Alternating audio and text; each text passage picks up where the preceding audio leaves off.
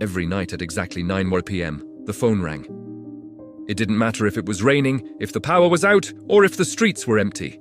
At 9 p.m., the phone rang. And an old man named Kareem always answered. "Hello, my son." The voice on the other side was always warm, always respectful. "Good evening, Baba. Did you eat?" "Yes," Kareem would say. "Did you take your medicine?" "Yes." "Are you feeling okay today?" "Yes." The conversation never lasted more than 3 minutes. Then the young man would say, "Sleep well, Baba. I'll call tomorrow." And the line would go silent.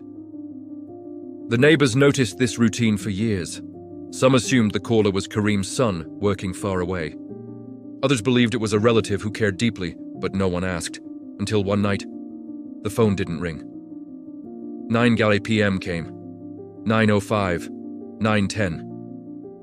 Kareem sat next to the phone, staring at it. For the first time in years, the house felt too quiet.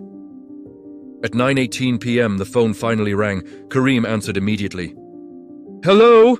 But the voice was different. It was a young woman. "Hello? Are you Kareem?" "Yes." There was a pause. "My brother. He asked me to call you tonight." Kareem's hand tightened around the phone. "Is he okay?" Another pause. Then she said softly, "My brother passed away this afternoon." The room went completely silent. Kareem sat down slowly. He felt something inside him collapse. "But why did he call me every night?" Kareem asked quietly. The young woman took a breath. 3 years ago, my brother met you outside a hospital." Kareem closed his eyes, trying to remember. "You were sitting alone," she continued. "You looked weak, and you told him you had no family left. You said the hardest part of aging was when no one asked if you were okay."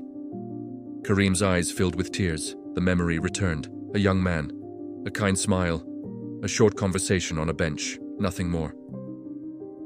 "My brother told me that night," she said, "if I can make one person feel less alone, that's a life well used, so he called you, every night, for 3 years. Kareem couldn't speak.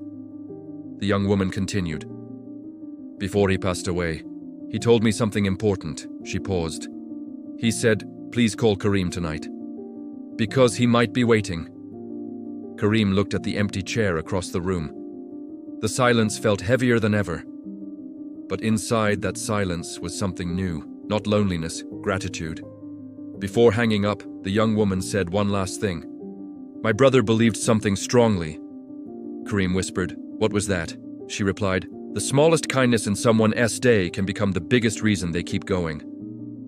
That night, the phone stopped ringing at 9 p.m., but the lesson never stopped echoing. Life lesson, soft close.